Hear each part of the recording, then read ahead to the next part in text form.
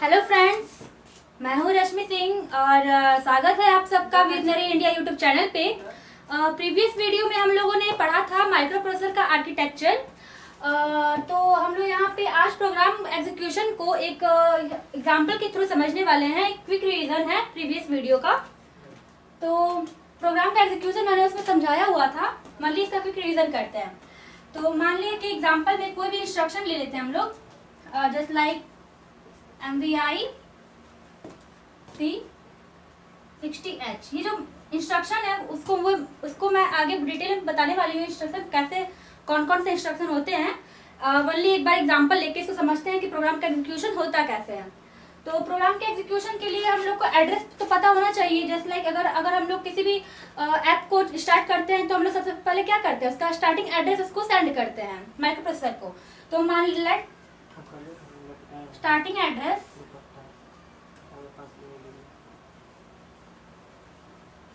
600H 6000H मैंने मान लिया कि इतना है, मीन्स 6000H पे ये इंस्ट्रक्शन है।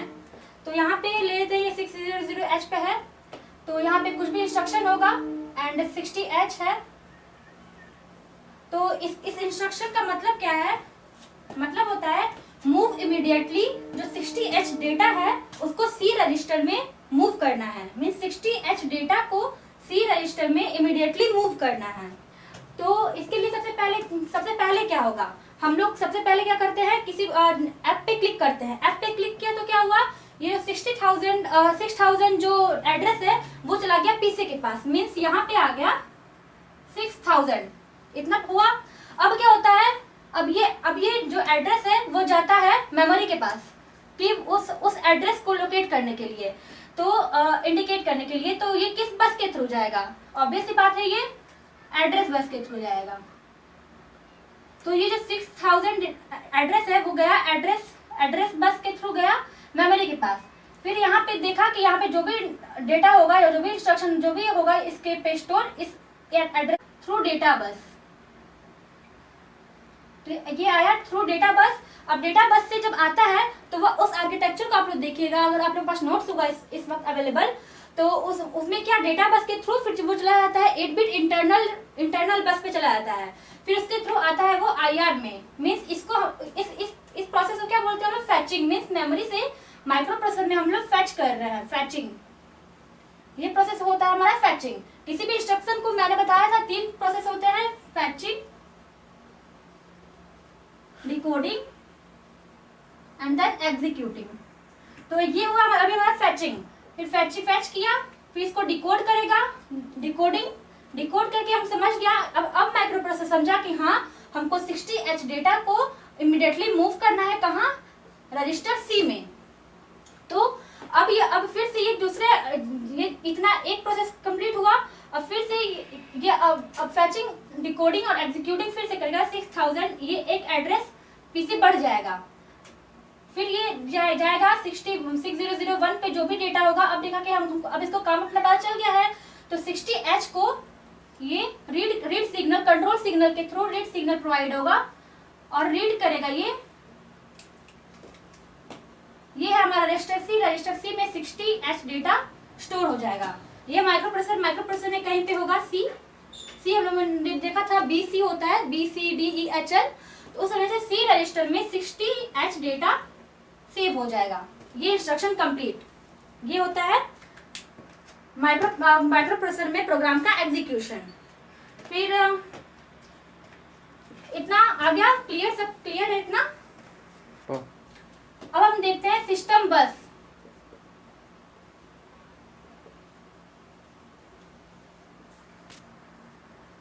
माइक्रो प्रोसेसर में जो भी डेटा या फिर एड्रेस का कम्युनिकेशन होता है, क्या होता है पूरी प्रोसेस में, input output, microprocessor and memory,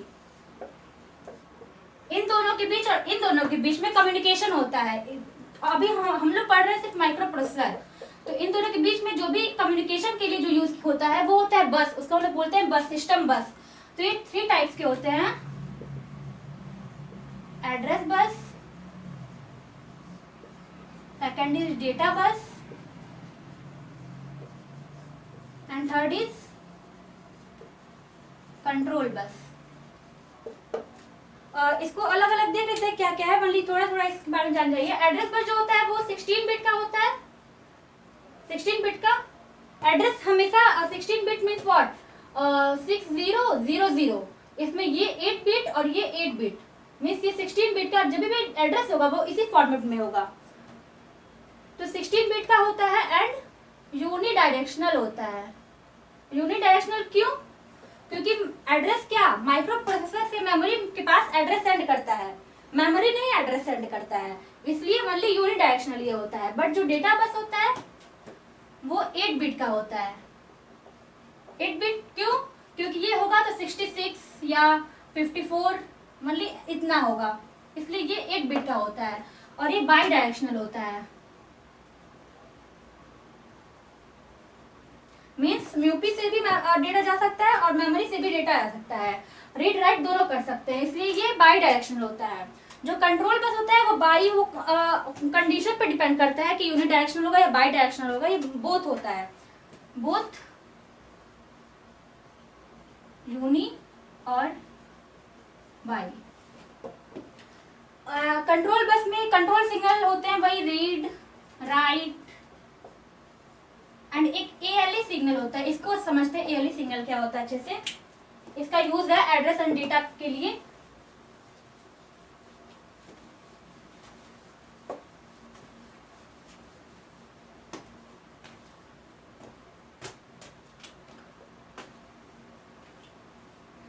ALE means address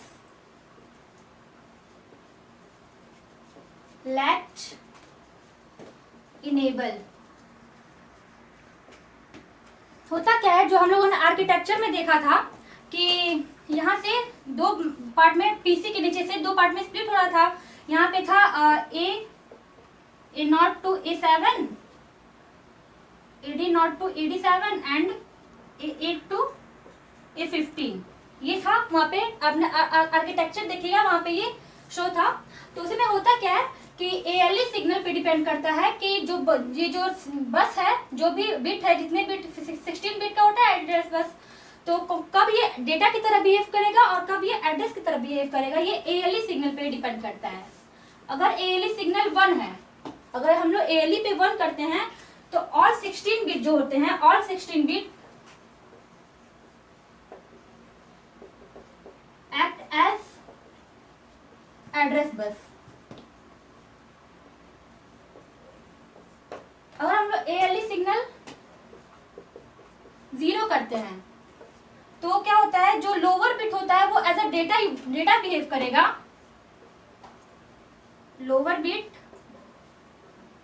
as a data behave करेगा, data bus, and upper bit as a address behave करेगा। Means what AD0, AD1, AD2, AD3, 4, 5, 6 and 7। ये हो गया हमारा lower bit and A8, 9, 10, 11, 12, 13, 14 and 15। ये हो गया हमारा अपर। तो ये जो होता है लोअर A0 to A7 ये एज अ डेटा और एड्रेस दोनों भी यूज कर सकता है, डिपेंड करता है कि ALE सिग्नल क्या है। और जो अपर बिट होता है वो हमेशा एड्रेस की तरह ही बिहेव करेगा अगर ALE 1 होगा। इतना आया क्लियर? इतना क्लियर है सिस्टम बस क्या है?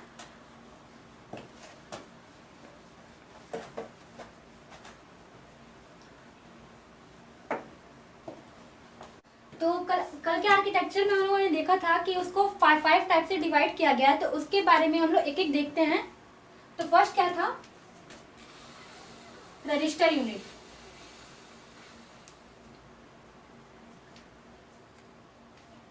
रजिस्टर यूनिट में मैंने बताया था कि ये 2 टाइप्स के होते हैं, जनरल पर्पस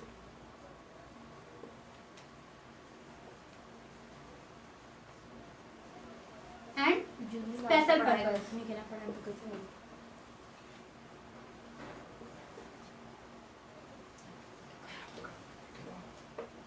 तो जनरल पर्पस रजिस्टर में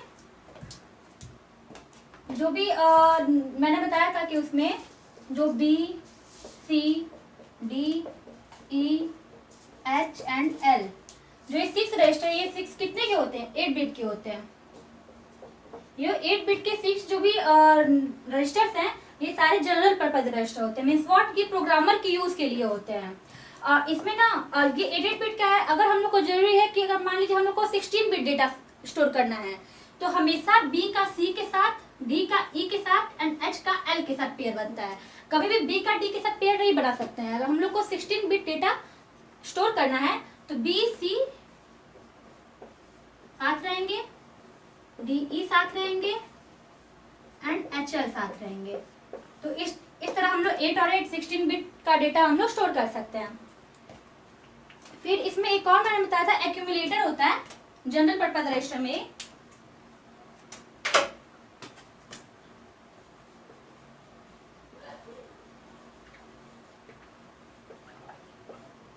तो आप लोगों ने आर्किटेक्चर में देखा था कि जितने भी ये B C D E H L हैं वो सब अलग थे, बट ये जो एक्यूमुलेटर है वो अलग था। है general purpose register he, but वो अलग था। क्यों? कुछ तो स्पेशलिटी होगी इसकी, तभी वो अलग था। मीन्स एक्यूमुलेटर क्या होता है ना, कि ये होता है 8 बिट का। इसको हम लोग मल्टी पर्पस रजिस्टर बोलते हैं। मल्टी पर्पस रजिस्टर, ये मल्टीपर्पज रजिस्टर होता है। अगर किसी भी चीज को जैसे कि ऐड करना है, तो ऐड करने के लिए कोई 2 चीज चाहिए होता है, या फिर किसी कोई भी अगर अरिथमेटिक हम लोग को ऑपरेशन करना है तो उसके लिए कोई 2 ऑपरेंड्स होते हैं। तो उसमें क्या होता है कि कोई भी एक एक्यूमुलेटर में जरूर रहेगा। इसीलिए स्पेशल है क्योंकि उसमें से कोई भी एक जरूर एक्यूमुलेटर में ही रहेगा। और जो भी रिजल्ट आएगा, मीन्स एएलयू उसका रिजल्ट प्रोवाइड करेगा, तो जो भी रिजल्ट आएगा वो एक्यूमुलेटर में ही स्टोर होता है। Means result stored in accumulator.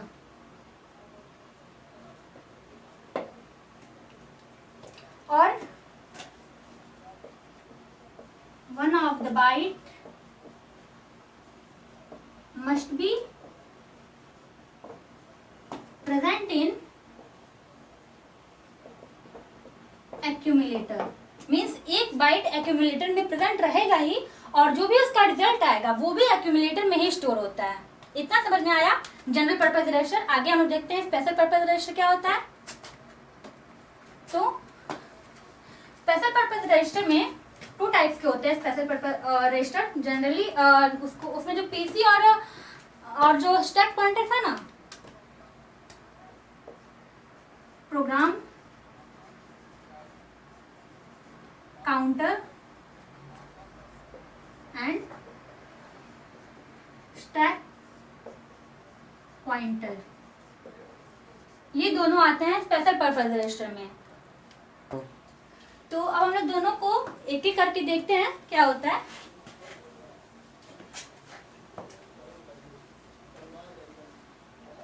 First is program counter.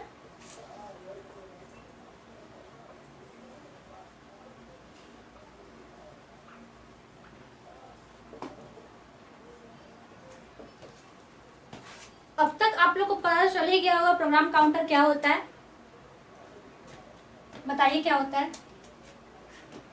Program counter. मैं कब से आपको बता रही हूँ कि मीन्स एड्रेस को, वो जो भी स्टार्टिंग एड्रेस होगा वो प्रोग्राम काउंटर के पास होता है। प्रोग्राम काउंटर होता कितने बिट का है? 16 बिट का। प्रोग्राम काउंटर 16 बिट का होता है। क्यों होता है 16 बिट का?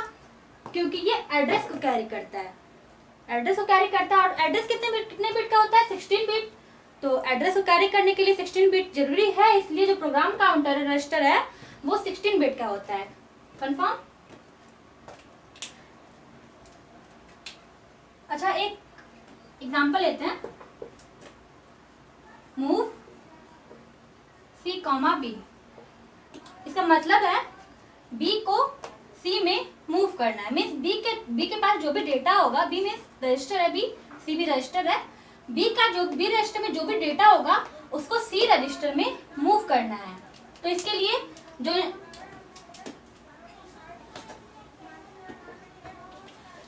जो भी इसका माइक्रो प्रोसेसर और मेमोरी का कॉम्बिनेशन बनता है, अगर कोई भी इंस्ट्रक्शन आप लोग को एग्जाम टाइम में के लिए ये बहुत ही हेल्पफुल रहेगा आप लोग के लिए, तो उसका मेमोरी और जो माइक्रो प्रोसेसर का जो डायग्राम होता है वो आप लोग जरूर ड्रॉ करिए।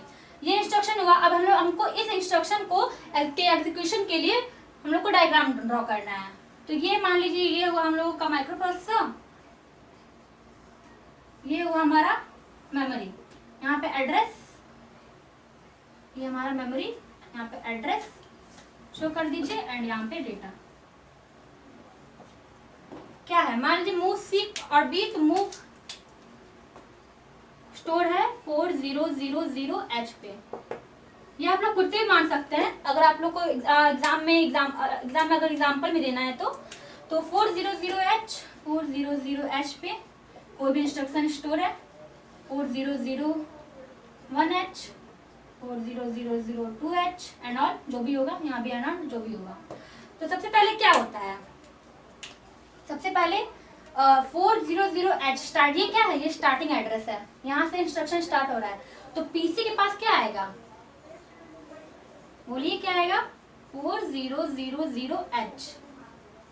इतना समझ में आया, पीसी के पास 400H आएगा। फिर सबसे पहले ये क्या करेगा, ये सेंड करेगा, देन ये एड्रेस बस के थ्रू, डेटा बस के थ्रू इसको सबसे पहले क्या होता है, फेच करेगा। फिर इसको समझ में आ जाए, जब फेच करेगा तो इंस्ट्रक्शन रजिस्टर, देन डिकोडर में डिकोड करेगा, तो इसको समझ में आ गया कि हाँ हमको बी को सी में मूव करना है। यहाँ पे कुछ भी स्टोर होगा, इसमें एग्जाम्पल में दे दीजिएगा कि लेट बी रजिस्टर में है 55H स्टोर्ड है, तो यहाँ पे शो कर दीजिएगा कि बी में है 55 और यहाँ पे ऐसे एरो दिखा के सी में चला जा रहा है 55। इसको आप लोग डॉटेड से दिखा दीजिएगा क्योंकि बी में था, अब नहीं है, बी का जो भी डेटा था वो चला गया है 55 सी में। तो बस यही इंस्ट्रक्शन का डायग्राम है कि ये कैसे हुआ, बी चला गया सी में यहाँ से। और फिर प्रोग्राम काउंटर, ये समझ में आया, प्रोग्राम काउंटर जो फर्स्ट जो भी इंस्ट्रक्शन होगा, इंस्ट्रक्शन का जो भी फर्स्ट एड्रेस होगा वो पीसी में आ जाएगा। अगर फिर से आगे कुछ भी होगा तो फिर 4001 4002 वो आगे बढ़ता रहेगा। मीन्स जो प्रोग्राम काउंटर होता है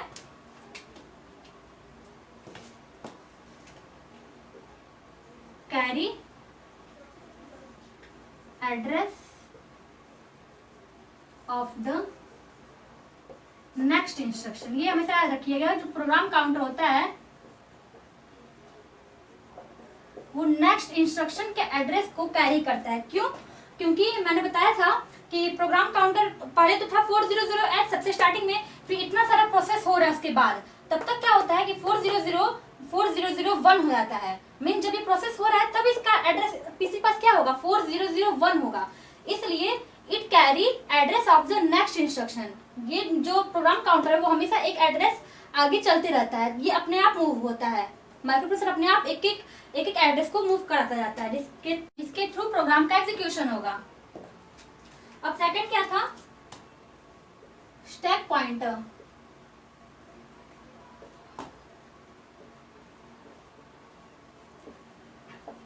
स्टैक मतलब क्या होता है, स्टैक का एक बेसिक सा प्रिंसिपल होता है, last in first out. What? Last in first out. First of all जो स्टैक पॉइंटर होता है वो भी एड्रेस ही कैरी करता है, ये भी एड्रेस ही कैरी करता है, इसलिए कितने बिट का हो जाएगा ये, 16 बिट का। क्लियर? इसका प्रिंसिपल क्या होता है, last in first out. Means मान लीजिए ये आपका स्टैक है,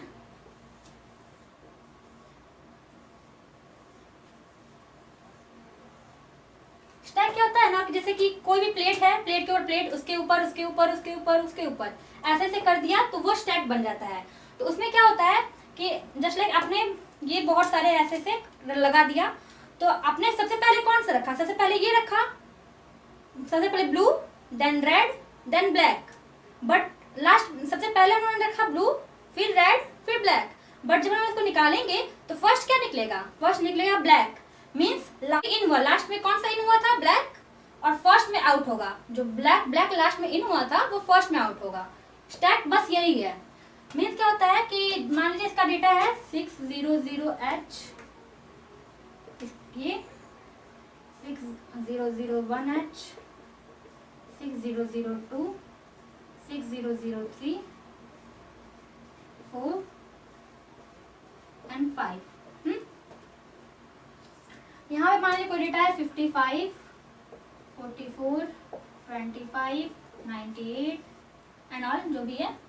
तो अगर हम लोगों को इसमें से कोई भी डेटा को हम लोग को स्टोर करना है, 98 है, अगर हम लोग को डेटा को स्टोर करना है तो स्टोर करने के लिए क्या ऊपर जाएंगे हम लोग, यहाँ पे मान लीजिए हम लोग को मान लीजिए कोई डेटा 56 इस स्टैक में स्टोर करना है, तो 56 को स्टोर करने के लिए हम लोग कहाँ जाएंगे, पहले एड्रेस था 6002, अब क्या हो एड्रेस हो जाएगा 56 का 6001। अगर फिर से किसी डेटा को हम लोग को स्टोर करना होगा तो यहाँ पे वो आएगा और हमारा एड्रेस क्या हो जाएगा 600H।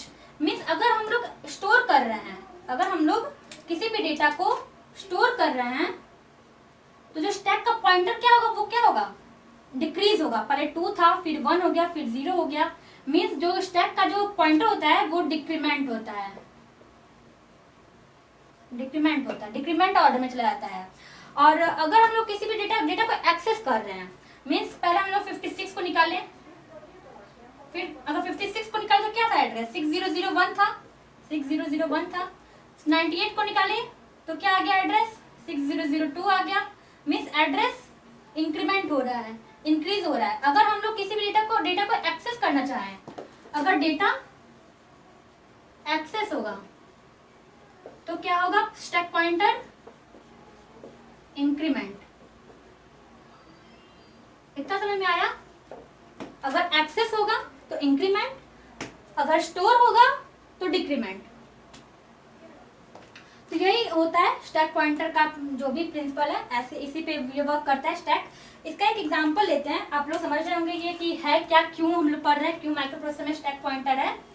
अच्छा, ये इंक्रीमेंट और डिक्रीमेंट होता कैसे है, आप लोगों ने देखा था वो जो आर्किटेक्चर था उसके फर्स्ट था पीसी, देन स्टैक पॉइंटर, फिर पीसी, फिर वहाँ पे इंक्रीमेंट एंड डिक्रीमेंट का भी एक था वहाँ पे रजिस्टर। तो वही उसको इंक्रीमेंट करता है या फिर डिक्रीमेंट करता है। कैसे करता है, जो भी अपने प्रोग्राम का, जो भी प्रोग्राम में इंस्ट्रक्शन दिया होगा उसी के अकॉर्डिंग वो उसको इंक्रीमेंट करेगा या डिक्रीमेंट करेगा।